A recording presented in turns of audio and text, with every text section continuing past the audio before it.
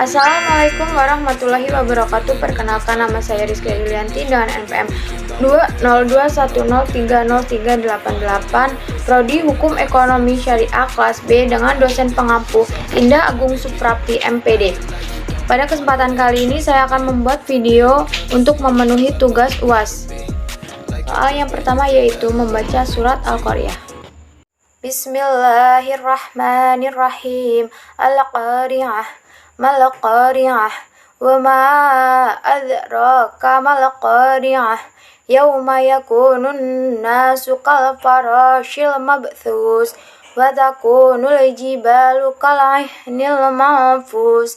Fa amma ma thaqulat mawazinu fahuwa fi 'ishatir radiyah.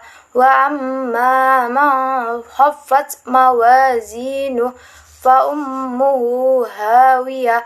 Wa ma adraka ma hiya narun hamiyah. Shadaqallahul azim.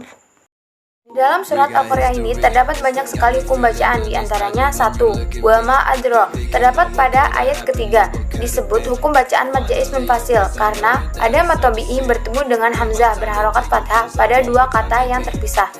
Kedua, manfus, terdapat pada ayat kelima, yaitu hukum bacaan ikhfa karena ada nun mati bertemu dengan salah satu huruf ikhfa, yaitu fa. Ketiga, mahofat, terdapat pada ayat ke-8, disebut hukum bacaan izhar karena ada nun mati bertemu dengan huruf kha. 4. Adro, terdapat pada ayat ke-10, disebut hukum bacaan qalqalah sugra karena terdapat di tengah kalimat. Yang 5. Aisatir radiyah, terdapat pada ayat ke-7, disebut hukum bacaan ilham bila gunah karena ada kasroh tanwin bertemu dengan huruf ra.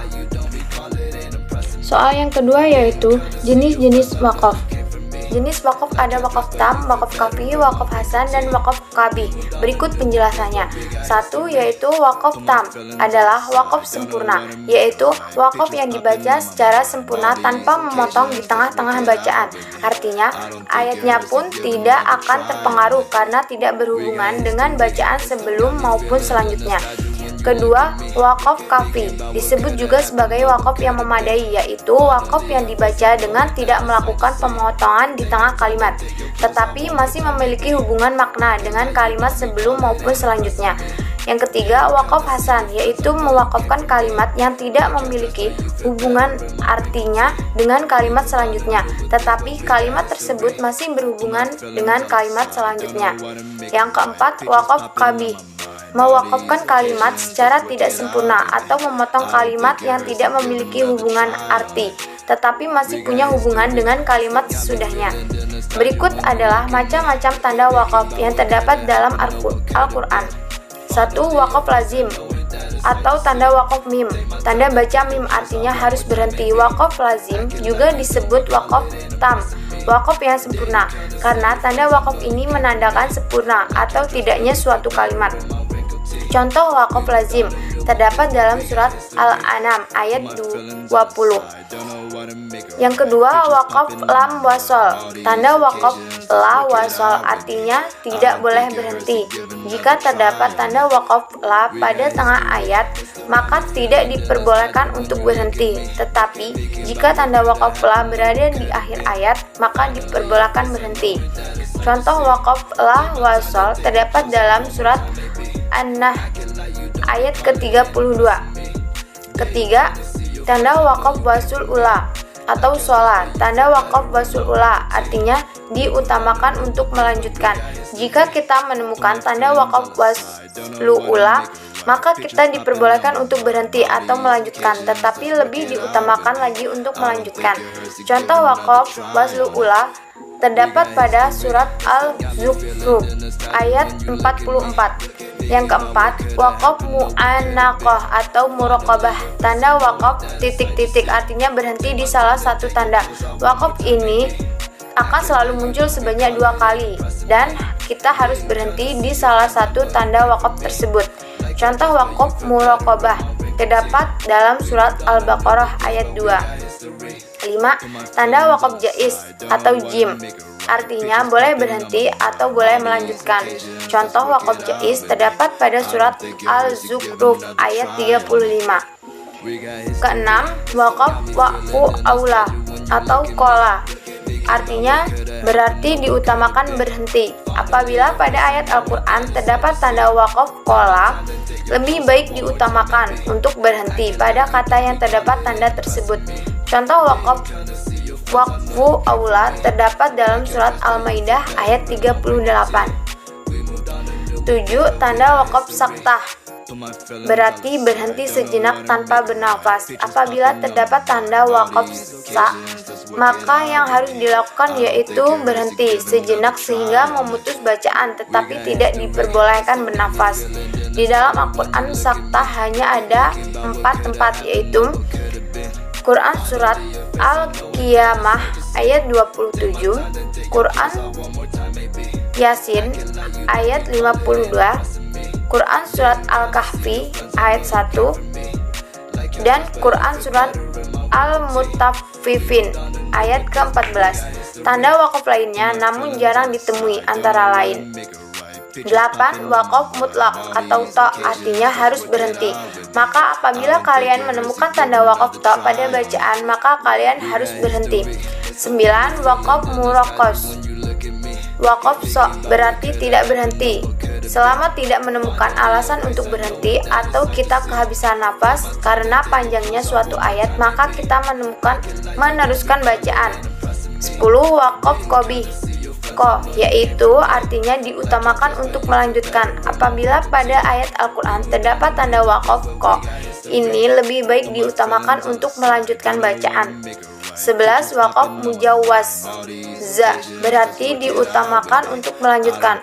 Untuk tanda waqaf mujawwaz ini maka kalian dianjurkan untuk melanjutkan membaca. 12. Waqaf kadzalik kaf, berarti sama dengan waqaf sebelumnya. Jadi apabila kalian menemukan tanda waqaf kaf ini, maka kalian harus menyamakan dengan tanda waqaf sebelumnya. 13. Waqaf mustahab, artinya diutamakan berhenti. Apabila jika terdapat tanda waqaf ini, dianjurkan lebih baik untuk berhenti daripada melanjutkan.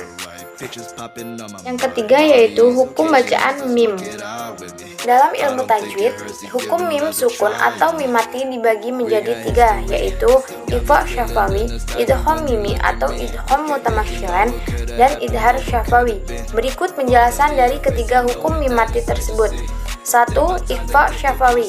Pengertian ikhfa syafawi secara bahasa terdiri dari 2 kata, yaitu ikhfa yang berarti samar dan syafawi yang berarti bibir.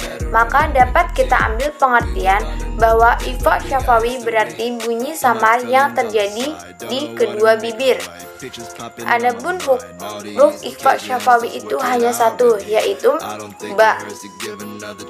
Kaidahnya adalah apabila huruf mim mati bertemu dengan huruf ba, maka huruf mim mati tersebut dibaca dengan samar dan mendengung sepanjang 2 harokat. Yang kedua, idgham mutamasyilan. Pengertian idgham mutamasyilan secara bahasa berarti memasukkan 2 huruf yang sama makhraj dan sifatnya. Dalam hukum mim mati, idgham mutamasyilan dikenal dengan istilah idgham mimi. Huruf dalam idgham mimi hanya 1, yaitu mim. Kaidahnya adalah apabila ada huruf mim mati bertemu dengan huruf mim yang berharokat, maka huruf mim mati tersebut dibaca mendengung sepanjang 2 harokat. Yang ketiga, idhar syafawi. Pengertian dari idhar syafawi secara bahasa berarti jelas di bibir, sedangkan secara istilah artinya menyembunyikan dengan jelas di antara 2 bibir tanpa disertai dengung. Huruf idhar syafawi ada 26, yaitu semua huruf hijaiyah selain mim dan ba. Kaidahnya adalah apabila ada huruf mim mati bertemu dengan salah satu huruf ke-26 itu, maka huruf mim mati dibaca dengan jelas dan terang sesuai dengan makhraj dan sifatnya selama 1 ketukan. Kemudian dilanjut dengan membaca huruf berikutnya. Sekian penjelasan dari saya. Apabila ada salah-salah mohon maaf yang sebesar.